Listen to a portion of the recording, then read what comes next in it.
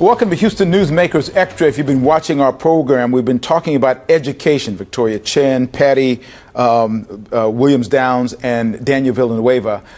A lot of conversation about education and the programs you do. And I was talking earlier about if there's one thing we could talk about that you really want to mention that you didn't get a chance to do on the program. And you said? Resourcing. Yeah. Yes. So, I mean, we know that education can be seen as sort of this like very social movement. And we don't think about resourcing education financially in the ways that we think about resourcing tech or medicine. We're really quick as a country or a city to throw money there, but not think about the amount of money it needs to really turn the tide in education. Fortunately, in Texas, we have something called House Bill 3. So particularly in Victoria and I's work in secondary, the state decided to incentivize enrollment from high school to college as a way to resource against accountability. So now high schools are responsible for how many students they enroll, which we were like, that is amazing. Great. Go Texas. And they said, oh, and by the way, we can't ask you to do something without resourcing against it. So I think it's a great model for saying we need to put our money where our mouth is. I have a favorite phrase, which is no money, no mission.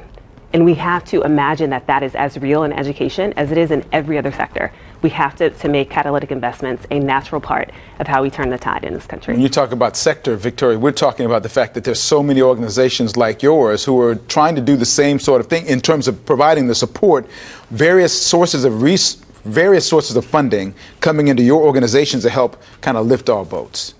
Absolutely. I think Houston is great in that there's so many organizations working on college access, working on college persistence. It also means that we have to do a deliberate job of collaborating with each other so we're not duplicating efforts, right? So that we are putting money where it is most effective and where we can leverage the expertise of both organizations or all organizations. That's probably easier said than done, isn't it? Not for me and Patty.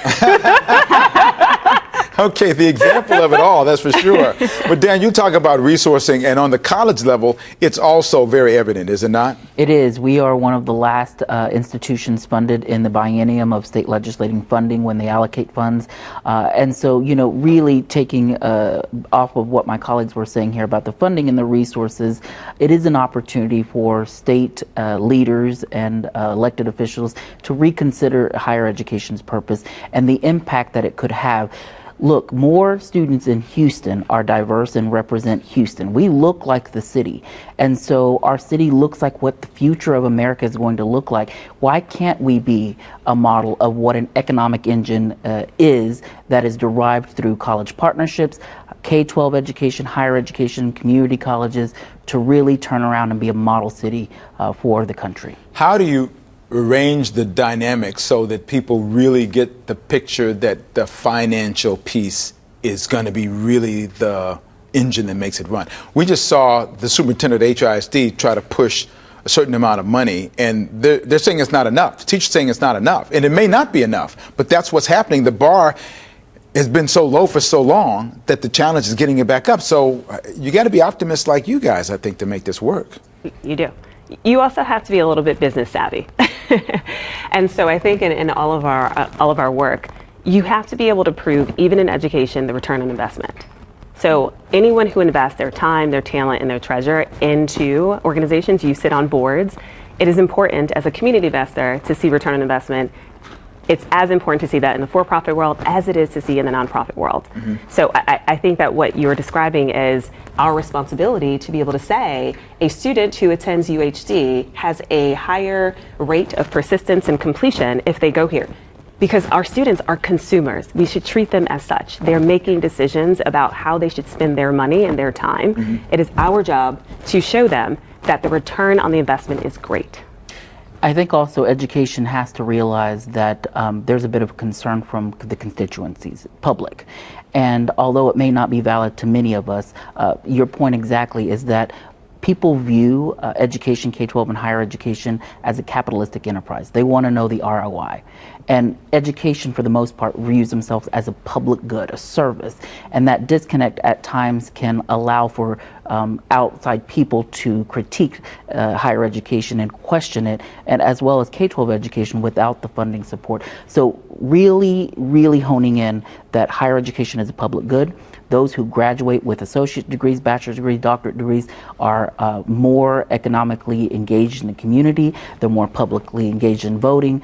It helps us all to have a better educated society. Victoria, your program, you get kids, you have the career test drive, which I love. You got an example of somebody who you worked with, who you saw, who went through this and now is thriving as a result of being in your program? Absolutely. I remember working with a young man who wasn't sure he wanted to go to college, wanted to pursue music, and we said, you know, you can pursue music and you can figure out how you can make a living while you're becoming a musician. So he tried our phlebotomist station, put a needle in an arm, and thought that was actually a career that he could pursue. 2 months later, after graduating high school, he got a phlebotomist certification and started working. So that's before his peers enrolled in college for the first time, and that wasn't the path he wanted to take, but he still was able to make a living. So your website is? bridgeyear.org, and you can also go to morepathways.org to find programs like that phlebotomist program. onegoalgraduation.org. It's really long. One is O-N-E, just so you know. Good deal. UH.edu, and we are part of the University of Houston system. Good deal. Thank you all for being here. Great conversation about education. I'm the one in my family who didn't become an educator, and so I have a heart for it. Just couldn't do it. So glad you guys could come on. We appreciate it. This is Houston Newsmakers Extra. Share it with everybody you know.